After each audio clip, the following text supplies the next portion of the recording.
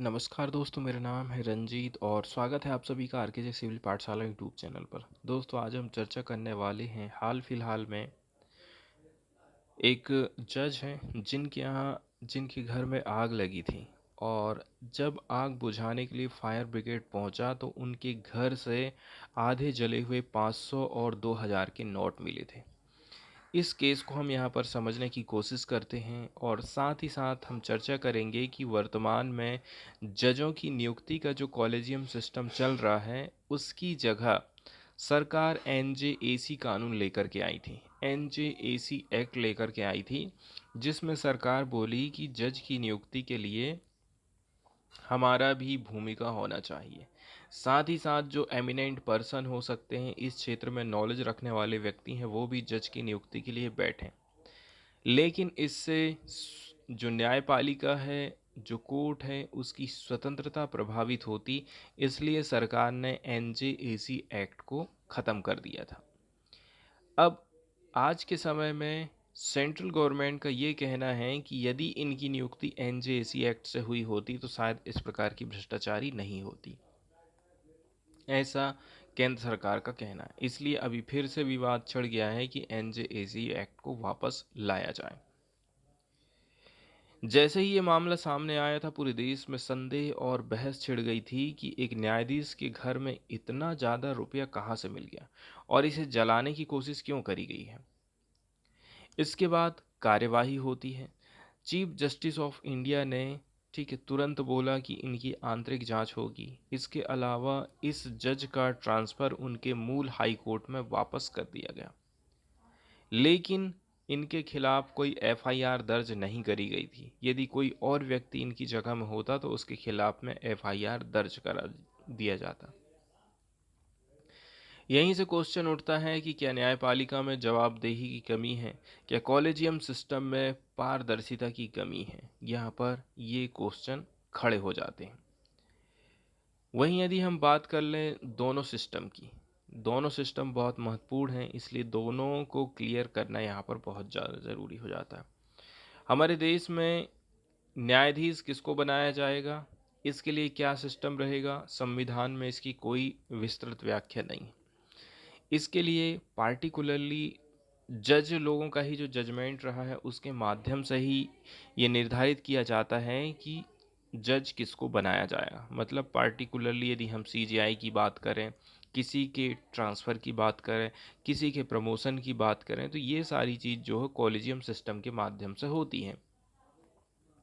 अभी वर्तमान में सीजीआई किसको बनाएंगे, जज किसको बनाएंगे, ये निर्धारित करता है कॉलेजियम सिस्टम। इसमें सबसे मुखिया रहेगा हमारा सीजीआई। इसके अलावा 1, 2, 3 और ये 4, 5 लोग मिलकर के कॉलेजियम का निर्माण करते हैं और यही निर्धारित करते हैं कि अगला सीजीआई कौन बनेगा। इसमें सबसे ज़्यादा ध्यान रखा जाता है कि सबसे ज़्यादा जो सीनियर व्यक्ति है उसको ही सीजीआई बनाया जाए। इसके अलावा अब नया जो चीज़ आया था वो था एनजेएसी एक्ट, एनजेएसी एक्ट। ठीक है, अब ये जो एनजेएसी कानून आया था, इसमें चीफ जस्टिस ऑफ इंडिया भी बैठ रहे हैं, वहाँ के वरिष्ठतम न्यायाधीश भी बैठ रहे हैं, लेकिन दिक्कत वाली बात ये हो जाती है कि इसमें सरकार भी बैठती है। अब यदि इसमें सरकार बैठ रही है तो जाहिर सी बात है, जैसे कि इसमें कौन कौन बैठेगा, इसमें सीजीआई बैठेगा। ठीक है, इसके अलावा सुप्रीम कोर्ट के 2 सीनियर न्यायाधीश बैठते हैं। इसके बाद लॉ मिनिस्टर बैठते हैं। ठीक है, इसके बाद 2 एमिनेंट पर्सनालिटीज़ जो कि प्रधानमंत्री, सीजीआई और विपक्ष के नेता द्वारा नियुक्त रहेंगे। इसमें विपक्ष के नेता की कोई भूमिका ही नहीं थी, ख़त्म कर दिया गया था। तो देखिए, जो एनजेएसी कानून है, सीजीआई तो बैठ ही रहे हैं। ठीक है, इसके अलावा सुप्रीम कोर्ट के 2 सीनियर न्यायाधीश, ये 2 सुप्रीम कोर्ट के व्यक्ति और हो गए। इसके अलावा इसमें लॉ मिनिस्टर बैठ रहे हैं एंड इसमें 2 एमिनेंट पर्सनालिटीज़ हैं। ये 2 एमिनेंट पर्सनालिटीज़ कौन चुनेगा, एक तो सुप्रीम कोर्ट की तरफ से, इसी में प्राइम मिनिस्टर भी बताएगा, इसी को बताएगा अपोजिशन का लीडर भी कि ये दो लोग कौन रहेंगे। ठीक है, कुल मिलाकर के देखा जाए सीजीआई, सुप्रीम कोर्ट के दो वरिष्ठतम न्यायाधीश, एक लॉ मिनिस्टर, तो कितने हो गए, दो और दो चार और दो छः, छः लोग मिलकर के कॉलेजियम से सॉरी एनजेएसी एक्ट का निर्माण कर रहे हैं, एनजेएसी की कमेटी बना रहे हैं और ये लोग ही सीजीआई को नियुक्त करेंगे, जजों के ट्रांसफ़र निर्धारित करेंगे, किसको जज बनाना है, सारी चीज़ें ये ही निर्धारित करेंगे। लेकिन आप देखेंगे जहाँ एनजेएसी कानून को सुप्रीम कोर्ट ऑफ इंडिया ने रद्द कर दिया था। सुप्रीम कोर्ट ऑफ इंडिया का कहना था कि ये जो कानून है इससे न्यायपालिका की जो स्वतंत्रता है वो प्रभावित होती है, इसीलिए जो एनजेएसी कानून है ये ठीक नहीं है, ऐसा बोला गया था सुप्रीम कोर्ट ऑफ इंडिया की तरफ से। वहीं यदि हम बात कर लें कॉलेजियम सिस्टम की, तो कॉलेजियम सिस्टम जो है, इस प्रणाली की स्थापना जो है 3 जज केस के माध्यम से हुई थी। ठीक है, जो कॉलेजियम सिस्टम हम लेकर के आए हैं, ये 3 जज केस के माध्यम से हम इसको लेकर के आए हैं, तब जाकर के ये अभी हमारे यहाँ पर चल रहा है। इसमें देखिए सबसे पहले 1981 का ये केस आया था। ठीक है, जिसमें शुरू में बोला गया था कि भाई राष्ट्रपति को जजों की नियुक्ति में अंतिम निर्णय का अधिकार है। अभी हाल फिलहाल में क्या होता, 5 व्यक्ति ही निर्धारित करते हैं कि अगला जज कौन बनेगा। ये लोग नाम सजेस्ट करते हैं किसको, राष्ट्रपति को, जैसे ये राष्ट्रपति है, ये लोग इसको नाम बताएंगे। इन्होंने जो बोल दिया मतलब बोल दिया, उसकी बात को काटा नहीं जा सकता, राष्ट्रपति को मानना ही पड़ेगा। वहीं यदि हम बात करें, ये एसपी गुप्ता केस था 1981 का। इसमें क्या बोला गया था कि जजों की नियुक्ति में अंतिम निर्णय का अधिकार किसके पास रहेगा, राष्ट्रपति के पास। उन्होंने बोले जरूर हैं, और राष्ट्रपति के ऊपर है कि किसको सीजीआई बनाना है कि नहीं बनाना। फिर इसके बाद 1993 का केस आया था। ठीक है, 1993 का जब केस आया था, supreme court advocates on record association case 1993 इसको बोलते हैं। इसमें बोला गया कि कॉलेजियम सिस्टम को लागू करना पड़ेगा, जिसमें न्यायाधीशों की नियुक्ति का निर्णय सीजीआई और वहाँ के सीनियर जज के एक ग्रुप के द्वारा किया जाएगा। इसके बाद फिर से एक कानून आया था तीसरे नंबर का। ठीक है, वहीं यदि हम तीसरे की बात करें तो इसमें बोला गया था कि एक तो सीजीआई है और 4 लोग ये हैं, मतलब 5 लोग मिल कर के सीजीआई की नियुक्ति करेंगे या फिर जजों की नियुक्ति करेंगे। ये लोग नाम सजेस्ट करेंगे राष्ट्रपति को, राष्ट्रपति फिर अपना सील साइन मार देगा और सामने वाला व्यक्ति सीजीआई बन जाएगा। इस प्रकार का सिस्टम चलता था तीसरे नंबर का, तो ये अभी भी चल ही रहा है। वहीं यदि हम सुप्रीम कोर्ट की बात करें तो सीजीआई बैठते हैं और 4 वहाँ के सीनियर मोस्ट जज बैठते हैं। हाई कोर्ट की बात करें तो हाई कोर्ट के चीफ जस्टिस बैठते हैं। इसके अलावा हाई कोर्ट के 2 जज बैठते हैं। ठीक है, मतलब कौन कौन, जैसे ये हाई कोर्ट के जज हैं, ये 2 व्यक्ति यहाँ के जज हैं। इसके अलावा ये जो 2 ठो बैठे हुए हैं यहाँ पर, ये लोग कौन हैं, ये सुप्रीम कोर्ट के 2 वरिष्ठतम जज हैं। ये मिलाकर के कॉलेजियम का यहाँ पर निर्माण किए हैं। अब हम बात करते हैं आज के आर्टिकल की, जो कि पार्टिकुलरली चिंता करता है कि आज की कंडीशन इतनी ज़्यादा ख़राब हो गई है कि सीजीआई के कॉलेजियम सिस्टम के माध्यम से जो सीजीआई बन रहे हैं, जज बन रहे हैं, वो लोग सही डिसीजन नहीं दे रहे हैं, उनमें भेदभाव हमको दिखाई दे रहा है। इसीलिए कॉलेजियम सिस्टम को ख़त्म करना चाहिए, ऐसा ये आर्टिकल बोलता है।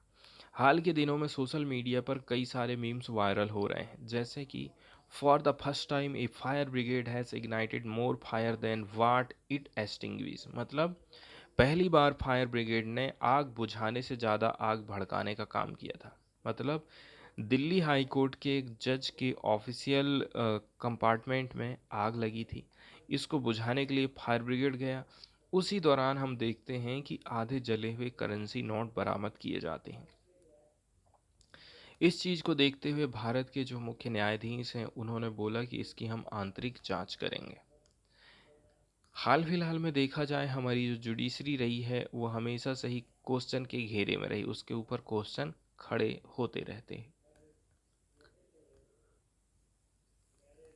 ऐसा इसलिए होता है क्योंकि जजों की जो नियुक्ति है वो बोलते हैं उसमें कोई ट्रांसपेरेंसी नहीं है, उसमें भी परिवारवाद चलता है। सीनियर को बनाना चाहिए तो सीनियर की जगह जूनियर को बनाया दिया जाता है। ऐसे कई सारे एग्जाम्पल हम पहले देख चुके हैं। इसके अलावा भी यहाँ पर देखा जाए और भी दो केस हैं। एक लोकपाल वाला केस है जिसमें बोला जाता है कि देखिए, लोकपाल सुप्रीम कोर्ट के जजों की क्या नहीं कर सकता है, इंक्वायरी नहीं कर सकता है। इससे पहले एक और केस आया था जो कि पार्टिकुलरली रेप के केस से जुड़ा हुआ है, जिसमें हम देखेंगे जो लोअर कोर्ट के न्यायाधीश हैं उन्होंने काफ़ी गलत बयान दिया था रेप को लेकर के। मतलब इन्होंने क्या काम किया, जो रेप करने वाला व्यक्ति है उसको बचाव करने का काम किया था। ठीक है, यही सब लगता है कि ट्रांसपेरेंसी एंड अकाउंटेबिलिटी की कमी है इंडियन जुडिशरी में, उसको ठीक किए जाने की ज़रूरत है। जैसे एक केस है लोकपाल बनाम न्यायपालिका। हाल ही में सुप्रीम कोर्ट ने लोकपाल द्वारा एक हाई कोर्ट जज के खिलाफ करप्शन कंप्लेंट पर संज्ञान लेने सो मोटो लेने से इनकार कर दिया था। सुप्रीम कोर्ट का कहना था कि लोकपाल के पास न्यायाधीशों के खिलाफ कार्रवाई करने का अधिकार नहीं है। लेकिन इस घटना ने एक बार फिर से न्यायपालिका की जवाबदेही पर क्वेश्चन खड़ा कर दिया है। अभी हाल फिलहाल में देखा जाए, हाई कोर्ट ने एक और विवाद वाला बयान जारी किया। हाई कोर्ट के जज ने हाल ही में एक नाबालिग लड़की के शरीर के हिस्से को छूने, उसके पजामा की डोरी खींचने को रेप या फिर अटेम्प्ट टू रेप का अपराध मानने से इनकार कर दिया था। इस प्रकार की जो चीज़ें हैं यदि न्यायाधीश के द्वारा करी जाती हैं तो फिर आप सोच सकते हैं आगे हमारा जुडिशियल सिस्टम ही इतना ख़राब रहेगा तो बाकी सिस्टम को हम कैसे रिफॉर्म कर पाएंगे। यदि इसी केस की सुनवाई कोई महिला न्यायाधीश कर रही होती तो शायद वो लड़की को बचाने की ज़रूर प्रयास करती। इस प्रकार से ये जो फैसला लिया गया था ये पूरी तरह से इनसेंसिटिव एंड जुडिशियल रीजनिंग से पूरा परे था, अलग था। सुप्रीम कोर्ट ने इसको पूरी तरह से अस्वीकार कर दिया और इसकी निंदा भी करी थी। न्यायपालिका की भर्ती प्रक्रिया में सुधार की ज़रूरत है। अभी कॉलेजियम के माध्यम से किसी वकील को जज बनाया जाता है, सीजीआई बनाया जाता है। इन सभी घटनाओं में एक कॉमन फैक्टर है कि सभी जज कॉलेजियम सिस्टम के अंतर्गत नियुक्त किए गए हैं और कॉलेजियम सिस्टम पर कई सालों से पारदर्शिता की कमी और जुडिशियल डायनेस्टीज मतलब कुछ परिवारों का दबदबा होने का आरोप लगाया जा रहा है। इस प्रणाली की वजह से जो अयोग्य और औसत दर्जे के लोग हैं ये लोग जा कर के जज बन जाते हैं, जज की कुर्सी में बैठ जाते हैं और फिर गलत सलत डिसीजन देते रहते हैं। एक चीज़ का उल्लेख किया जाता है, एनजेएसी एक्ट को रद्द किया गया था, नेशनल जुडिशियल अपॉइंटमेंट कमीशन को ख़त्म किया गया था। 2014 में संसद और 16 राज्यों की विधानसभा ने एनजेएसी एक्ट को सुप्रीम कोर्ट ने असंवैधानिक करार देकर के उसको रद्द कर दिया था। ये कानून न्यायपालिका में पारदर्शिता और जवाबदेही लाने के लिए बनाया गया था, लेकिन सुप्रीम कोर्ट ने इसे न्यायपालिका की जुडिशियल इंडिपेंडेंस के खिलाफ मानते हुए रद्द कर दिया था। अब क्वेश्चन उठा है कि एनजेएसी भी नहीं चाहिए, कॉलेजियम सिस्टम भी नहीं चाहिए, तो अगला जो सिस्टम है वो होना चाहिए हमारा, जैसे यूपीएससी के माध्यम से आईएएस बनते हैं ठीक उसी प्रकार से यूपीएससी ही यदि इसका एग्ज़ाम लेगा तो ज़्यादा बेटर रहेगा। इसके लिए इंडियन जुडिशियल सर्विसेज सबसे बेटर रहेगा। इंडियन जुडिशियल सर्विसेज का विचार ये है कि यूपीएससी की तरह एक राष्ट्रीय लेवल की प्रतियोगी परीक्षा होना चाहिए। इससे योग्य और प्रतिभाशाली न्यायाधीशों के चयन का काम कंप्लीट हो पाएगा। ये बिल्कुल उसी प्रकार से होगा जैसे आईएएस, आईपीएस, आईएफएस अधिकारियों की नियुक्ति करी जाती है। इंडियन जुडिशियल सर्विस यदि लाया जाता है तो इससे बहुत सारा फ़ायदा होने वाला है। कौन कौन से फ़ायदे होंगे इसको हम आगे देख लेते हैं। सबसे पहले नंबर का तो फ़ायदा है वो है इंक्लूसिव जुडिशरी। सब लोग पेपर देंगे, जिसके ज़्यादा नंबर आएंगे वो व्यक्ति जज बन जाएगा। महिलाओं और वंचित वर्गों का रिजर्वेशन भी हम इसमें लागू कर सकते हैं। इंडियन जुडिशियल सर्विस के माध्यम से हर क्षेत्र, हर सेक्टर के जो प्रतिभाशाली लोग हैं वो इसमें एंटर कर पाएंगे। सेकंड नंबर में ट्रांसपेरेंसी और निष्पक्ष चयन। देखिए, इस भर्ती प्रक्रिया को यूपीएससी के माध्यम से हम संचालित कर सकते हैं ताकि इसमें राजनीतिक हस्तक्षेप या पारिवारिक हस्तक्षेप बिल्कुल नहीं रहेगा। ये प्रक्रिया पूरी तरह से मेरिट बेस्ड होनी चाहिए। ठीक है, मेरिट बेस्ड मतलब जिसके ज़्यादा नंबर रहेंगे वो व्यक्ति जज बनेगा। ठीक है, कितने जजों की हमें ज़रूरत है उस हिसाब से हम पेपर लेंगे, उस हिसाब से हम कैंडिडेट को सिलेक्ट करेंगे। इसके बाद सिलेक्टेड कैंडिडेट को हम ट्रेनिंग भी प्रोवाइड करेंगे, कम्प्रहेंसिव ट्रेनिंग प्रोग्राम चलाएंगे ताकि वो डिफरेंट ब्रांचेस ऑफ लॉ में दक्ष हो सके। सुप्रीम कोर्ट एक ओवरसाइट सिस्टम डेवलप करेगा, निगरानी तंत्र विकसित करेगा जिससे जजों की ईमानदारी और कार्यशैली पर हम नज़र रख पाएंगे। वे फॉरवर्ड में हम बोल सकते हैं कि न्यायपालिका की प्रतिष्ठा बहाल करने की ज़रूरत है। भारत विश्व का सबसे बड़ा संसदीय लोकतंत्र है, लार्जेस्ट पार्लियामेंट्री डेमोक्रेसी है, और इसमें क्रेडिबिलिटी ऑफ जुडिशरी बहुत इंपॉर्टेंट है। अगर आईजीएस सिस्टम को लागू करते हैं तो ये न्यायपालिका में पारदर्शिता, निष्पक्षता और योग्यता लाने में मदद करेगा। इससे सभी जो योग्य कैंडिडेट हैं उनको समान अवसर मिलेगा और जनता का न्यायपालिका में विश्वास फिर से जाग जाएगा।